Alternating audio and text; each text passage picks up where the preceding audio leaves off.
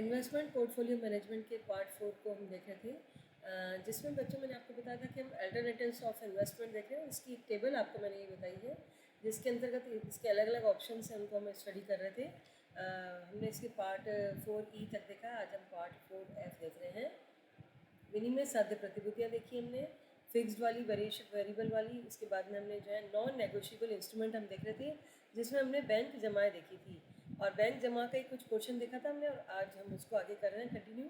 फिर हमें post office वाली सेविंग्स देखनी है, गैर बैंकिंग वित्तीय कंपनी भी देखनी है और अदर्स एसेट्स देखनी है। तो ये हमारे टोटल विनियोगों का चार्ट आपके सामने है, जिसको हम अलग अलग जो है इसके अलग अलग यूनिट्स में हम इसको स्टडी कर रहे हैं। तो बैंक जमाओं में हमने बैंक एफडी देखी थी, करंट अकाउंट देखा था और उसके बाद में डीमैट अकाउंट देखा था। इसी से आगे मैं ले रही हूँ deposit scheme for government employees, है ना। राज्य सरकार की और केंद्रीय सरकार के कर्मचारियों के लिए सेंट्रल गवर्नमेंट द्वारा स्कीम बनाई गई है, जिसके अंतर्गत उनका अकाउंट खोला जाता है। जो रिटायरिंग एम्प्लॉयज़ हैं, government employees, retiring government employees जो सेवानिवृत्त हो चुके हैं, उनके लिए एक अकाउंट खोला जाता है, जिसमें मिनिमम 1000 रखा जा सकता है, मैक्सिमम जितना उनके पास में अमाउंट है ना, टैक्स फ्री अमाउंट है, वो अमाउंट प्रॉफिट के रूप में वो उसमें जमा करा सकते हैं। इंडिविजुअल और कैपेसिटी में या फिर जॉइंट कैपेसिटी में संयुक्त रूप में 2 व्यक्ति या अधिक व्यक्ति भी अकाउंट खोल सकते हैं, और सेंट्रल और स्टेट गवर्नमेंट इसको गवर्न करती है। और इसकी मैच्योरिटी जो होती है वो अकाउंट की 3 साल होती है। इसके बाद भी इसको आगे कंटिन्यू किया जा सकता है, लेकिन एक बार 3 साल में मैच्योर हो जाता है ये। और विड्रॉल जो है 1 साल बाद में इसमें से आप पैसा निकाल सकते हैं। और रेट ऑफ इंटरेस्ट आपकी डिसाइडेड होती है, जो कि अलग अलग बैंकों की अलग अलग है। एवरेज करीब करीब 7% के आसपास रेट होती है पर एनम, जो कि काफ़ी अच्छी रेट है, क्योंकि रिटायर एम्प्लॉयज़ को 7% मिल रही है। अगर आप सेविंग अकाउंट में सिंपल में रखते हैं तो वहाँ केवल 3.5% मिलता है। तो इसका मतलब है कि इनको इसमें कुछ फ़ायदा मिलता है। तो टैक्स फ्री, और ये जो इसमें ब्याज मिलेगा इस अकाउंट से, वो भी उनका टैक्स फ्री होता है। वेल्थ टैक्स से भी उसको राहत मिलती है। तो ये अकाउंट जो है खोला जाता है रिटायरिंग एम्प्लॉयज़ के लिए, गवर्नमेंट और सेंट्रल गवर्नमेंट के, स्टेट गवर्नमेंट और सेंट्रल गवर्नमेंट के एम्प्लॉयज़ के लिए। इसके बाद में deposit scheme for retiring employees of public sector undertaking. Public sector undertaking में क्या होता है, जो पीएसयू में होता है, जैसे जो हैवी अपने गुड्स की हैं, भारत वाली और ये सब जो है बहुत बड़ी बड़ी जो कंपनियाँ हैं पीएसयू वाली, पब्लिक सेक्टर अंडरटेकिंग की, उनके एम्प्लॉयज़ के लिए भी अकाउंट खोला जाता है। और ये भी जो है पीएसयू के एम्प्लॉयज़ के लिए मिनिमम 1000 है, और इसमें भी मैक्सिमम लिमिट नहीं है, कितना भी डाल सकते हैं। जॉइंट और इंडिविजुअल कैपेसिटी में ये भी खुलेगा। और इसमें भी आप जो है मैच्योरिटी डेट के बाद में जो है निकाल सकते हैं, लेकिन मैच्योरिटी से पहले भी निकालने का ऑप्शन अलग अलग बैंक्स इसमें देते हैं।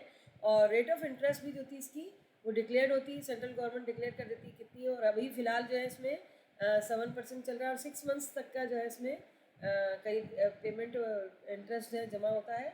और इंटरेस्ट जो होता है वो जो प्राप्त होता है आपको, जब इसमें से इंटरेस्ट मिलता है मैच्योर होने पर, तो वो टैक्स फ्री होता है, और साथ ही उसमें वेल्थ टैक्स भी नहीं लगता है। तो ये 2 स्कीम्स आपने देखी, जिनमें 2 अकाउंट्स खुल रहे हैं, जो कि रिटायर्ड एम्प्लॉयज़ के लिए है। फर्स्ट था सेंट्रल गवर्नमेंट और स्टेट गवर्नमेंट के एम्प्लॉयज़ के लिए, और दूसरा था पब्लिक सेक्टर के अंडरटेकिंग के एम्प्लॉयज़ के लिए।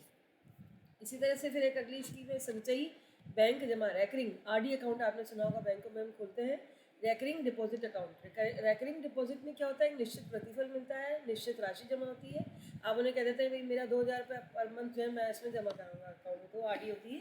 फिक्स्ड अमाउंट जमा कर रहे हैं आप, जो मिनिमम 100 रुपये से स्टार्ट हो सकता है, और मैक्सिमम जो लिमिट आप डिसाइड करें। और इसी तरह से जो है मैच्योरिटी इसकी जो है मिनिमम 6 मंथ्स तो होती है, और मैक्सिमम 120 मंथ्स का मतलब कितना हुआ, 120 में अगर आप डिवाइड करते हैं 120 महीने नहीं, आप उसमें अगर 10 का डिवाइड करते हैं तो आपका जो है 1 साल में जो है आपके 12 महीने हैं, तो 10 साल तक के लिए आप इसको जो है आरडी अकाउंट को खोल सकते हैं। मिनिमम इंस्टॉलमेंट आपकी 100 रुपये हो गई, और मैक्सिमम कोई लिमिट नहीं है। बैंक ओवरड्राफ्ट भी आप इसमें कर सकते हैं। अगर आपने जैसे 10 साल के लिए अकाउंट खोल दिया और आप बीच में चाहें कि आपका पैसा निकालना चाहें, तो बैंक इसमें ओवरड्राफ्ट की फैसिलिटी या लोन की फैसिलिटी भी इसमें बैंक देता है। तो ये रहा। और इसके बाद में एक सेविंग बैंक अकाउंट है, जो कि आप सभी का अकाउंट होता है बैंक में। सेविंग बैंक अकाउंट बचत खाता, जिसके अंतर्गत क्या था, बचत प्रोत्साहन करने के लिए, बचत को ज़्यादा लोग अपना पैसा जमा करें उसके लिए होता है। लेकिन ये रैकरिंग मतलब एक नॉर्मल अकाउंट है, जिसमें आप पैसा कभी भी चाहे निकाल लें और कभी भी रख लें, इसलिए बैंक इसमें ज़्यादा जो है इन्वेस्टमेंट के पर्पज़ से मतलब ज़्यादा ब्याज आपको नहीं देता है। बस केवल ये कि आपके पैसे की सिक्योरिटी वो है वहाँ पे, आप घर में इतना कैश नहीं रखना चाह रहे, वहाँ रख लिया और जब चाहे निकाल के आ गए आप। तो इस तरह से आपको इस पर केवल 3.5% का ब्याज मिलता है। और ये भी इंडिविजुअल की कैपेसिटी में खोल सकते हैं आप, या जॉइंट नेम की कैपेसिटी में इस अकाउंट को आप खोल सकते हैं। और एक माइनर भी अपना अकाउंट जो है बैंक में खोल सकता है। और अगर एचएफ का आप अकाउंट खोलना चाहते हैं सेविंग अकाउंट, तो वो किस नाम से खुलेगा बच्चों? कर्ता के नाम से, जो उसका मेन हेड होता है फैमिली का, उसके नाम से अकाउंट खोलेंगे। मिनिमम 100 रुपये से अकाउंट खोल सकते हैं। लेकिन अगर आपको वहाँ पे पासबुक दे रहे हैं तो वो हो सकता है कि बैंक वालों की अपनी अपनी पॉलिसी होती है, वो 500 रुपये तक भी आपको मिनिमम बैलेंस आपको उसमें रखने के लिए कह सकते हैं। 500 से 1000 तक अलग अलग बैंकों का अलग अलग तरीका होता है, जो कि आपको कहेंगे कि भाई मिनिमम इतना बैलेंस आपके अकाउंट में रहना ही चाहिए, तब आपको पासबुक जारी होगी। और अगर आपको एटीएम मिल रहा है तो उसके हिसाब से फिर उसका भी अलग अलग बैंकों का अलग अलग नज़रिया कि वो अपने हिसाब से उसमें आपको मिनिमम बैलेंस रखने के लिए कहते हैं, क्योंकि वो एक तरह से आपके अकाउंट को मेंटेन कर रहे हैं, तो इसलिए वो चाहते हैं कि उसमें इतना बैलेंस तो होना चाहिए। तो ये सेविंग बैंक अकाउंट हो गया। अच्छा, अब नई चीज़ें कुछ और जो आई हैं वो मैं आपको बताती हूँ। ये सब तो आपका फिर भी आरडी एफडी और सेविंग अकाउंट पड़ा हुआ ही है।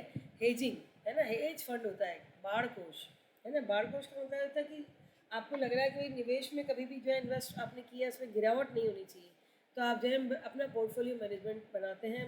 मैनेजर होता है आपका, वो उसको बराबर देखता रहता है कि कैसे आपका इन्वेस्टमेंट बैलेंस रहे, गिरे नहीं, नीचे नहीं जाना चाहिए। तो मिनिमम रिस्क होती है इसमें और मैक्सिमम रिटर्न लाने की कोशिश की जाती है। तो वो पोर्टफोलियो मैनेजर होता है, उसको ड्यूटी आप दे देते हैं। वो अपनी strategies manages policies investment strategies decide करता है कि कहाँ कितना पैसा लगाएं कि इनका जो है मैक्सिमम इनको रिटर्न मिल सके पैसे का, क्योंकि आप ये काम नहीं कर पाते तो वो मैनेजर को आप ये काम दे देते हैं, वो ये काम करता है। और जब रेट्स मार्केट में गिरती हैं, शॉर्ट टर्म सेल होती है, तो वो उनको सेल कर देता है। रेटें गिरने पर आपने जिनमें इन्वेस्ट कर रखा है सिक्योरिटीज़ में, उनको बाजार में सेल कर देता है। और जब आपको लगता है रेट बढ़ रही है तो उनको वापस ले आता है। तो ये हेजिंग कहलाती है कि मतलब एक बार आपने बना दी अपने फंड्स के आगे, है ना। फंड्स को सिक्योर आपने कर लिया और उनको जो है उनसे मैक्सिमम बेनिफिट लेते रहे आप, है ना। तो ये रहता है। इसके अंदर शॉर्ट टर्म सेल समझ में आ गया बच्चों? 2-3 वर्ड्स हैं। शॉर्ट टर्म सेल यानी ब्रोकर के थ्रू होती है। आप उसे कहते हैं भाई मेरा ये बेच दीजिए, और बेच देता है और आपको खरीद के दे देता है। खरीद बेच थ्रू ब्रोकर चलती रहती है, ये शॉर्ट टर्म सेल होती है उसमें। और एक वर्ड आता है आर्बिट्रेज। आर्बिट्रेज आर्बिट्रेज का मतलब होता है कि एक सी जो फाइनेंशियल आपकी सिक्योरिटीज़ हैं उनकी कीमतों में अगर आपको डिफरेंस लग रहा है तो उस डिफरेंस से आप लाभ कमाते हैं। आपको लग रहा है कि इनकी कीमतों में जो भी डिफरेंस होगा, डिफरेंस इन रेट्स, है ना, तो उससे आप जो है इसमें लाभ कमाते रहते हैं। हेजिंग हेजिंग के अंतर्गत क्या होता है कि प्राइस रिस्क को कैश मार्केट सिचुएशन में समान लेकिन फ्यूचर मार्केट में स्थिति प्राप्त करना होता है, पलट देना। यानी आप क्या करते हैं कि प्राइस रिस्क की कीमत जोखिम, प्राइस रिस्क जो होती है आपकी वस्तु की जो कीमत है, आपकी जो सिक्योरिटी है उसकी कीमत में रिस्क है, आपकी जोखिम है। तो वो मार्केट सिचुएशन में आपको जब भी लगता है तो उसको आप सही स्थिति आने पर उसे आप पलट देते हैं, यानी उसे सेल परचेज कर देते हैं। तो ये हेजिंग कहलाता है। ऑफ सेट करना, है ना। फ्यूचर मार्केट में आपको लग रहा है कि भाई भविष्य में ऐसा होने वाला है, तो फ्यूचर मार्केट के लिए आप उसकी स्थिति तय कर लेते हैं, भाई मैं खरीदूंगा या बेचूंगा, और वो आज की तारीख में आप तय कर लेते हैं। तो ये हेजिंग कहलाती है।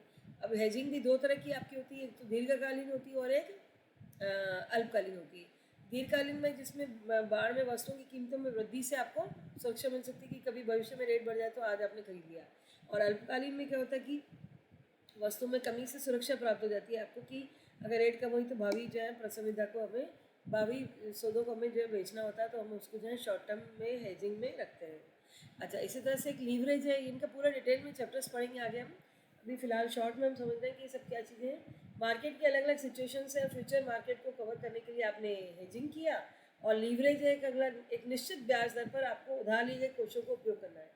आपके पास में क्या कि उधार का पैसा जो पड़ा हुआ है उसको आप जो है वही फिर वापस से कहीं री इन्वेस्ट कर देते हैं, लीवरेज, है ना। उसके निश्चित ब्याज दर पर आप उसे जो है उपयोग करने लग जाते हैं। तो एक निवेश से प्राप्त प्रतिफल की दर में वृद्धि हो जाती है, और लीवरेज में वृद्धि से जोखिम तथा निवेश में प्रतिफल आपका बढ़ सकता है। तो ये अलग अलग तरह की स्कीम्स आपको मैंने बताई। कल हम देखेंगे इसमें पोस्ट ऑफिस की जमाएं, पोस्ट ऑफिस डिपॉजिट्स।